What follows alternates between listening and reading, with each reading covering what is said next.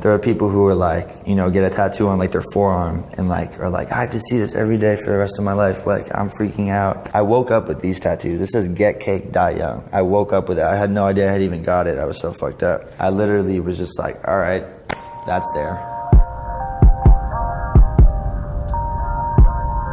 I got the name Lil Peep because since I was a small baby, my mom has called me Peep. I don't know why, Peepers. Peep. It's just what she calls me. Pretty much everyone in my life calls me Peep, so Lil Peep.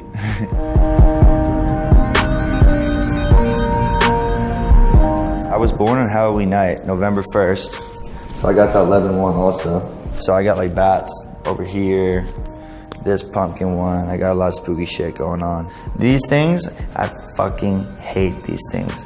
Centipedes, they just seem to find me and like bother me all the time, so I figured I'd get one tattooed on me. I did not always know I was gonna get tattoos. The first one I got is this big one right here. It's my mom's birthday, her initials, so that she wouldn't get mad at me, because it was my first tattoo when I was 14.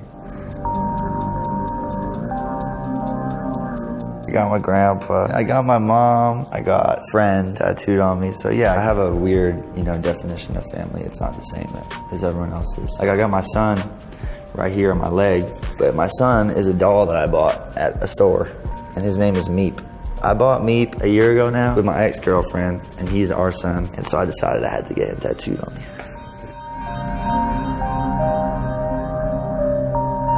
Oh, so this is my relationship with my mom. I'm Lisa, just screaming mom, you know, because whenever something's going wrong in my life or I'm freaking out, I call my mom on the phone, I stress her the fuck out. Underneath here it says Hellboy. That's my first mixtape that really caught people's attention and was very important to me. I read the Hellboy comics and shit, but I just love him as a character, and I love the whole like idea around. I think that movie is very underrated. I got the Pink Panther actually. I had stayed up all night on mushrooms. So I took my best friend, we took an Uber to Venice Beach, and I was like, dude, what could I do just to make this like worth it? And I went into a random tattoo shop and I got this Pink Panther on me. Got homesick tattooed on me right here on my fingers because I travel a lot, you know, as a musician, and I'm 20 years old, so I'm still young, and I still miss my mommy at certain times.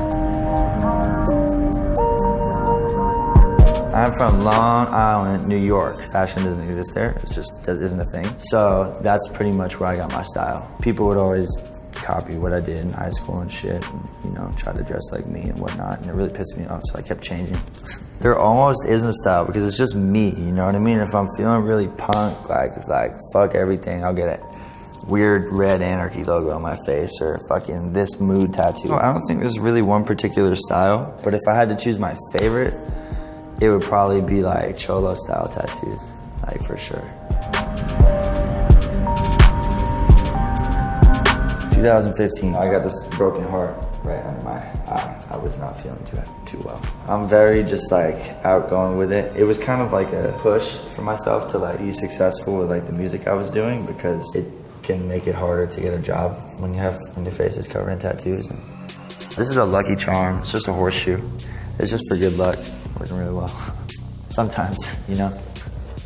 Ed Hardy drew this in London for like an exhibition, and I decided that I would get it tattooed on me in London as well, right after I shaved my head. That one really didn't hurt as much as this one, which I just really recently got. My hair is still kind of fucked up from it. It's like towards the back of your head more, and like the front of your head really is not that bad, but the further it gets towards the back, just like, whoa.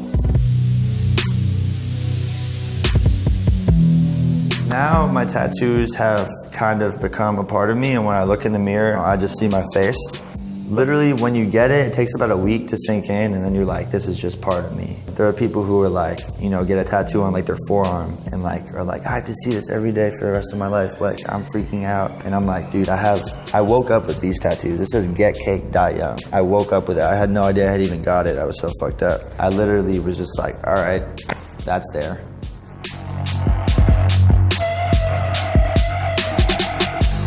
This is one of my favorites. It's just my mood, my eternal mood. It's really low quality, but that's because my mood is low quality.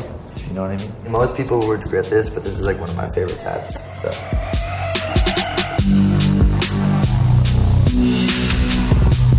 I found myself complaining a lot, being very ungrateful for the things that I have in my life. And so I got the crybaby tattoo on my face to remind me that I have a really good, and there's a lot of people on earth who would, you know, love to be in the position I'm in. So it just keeps me really grateful.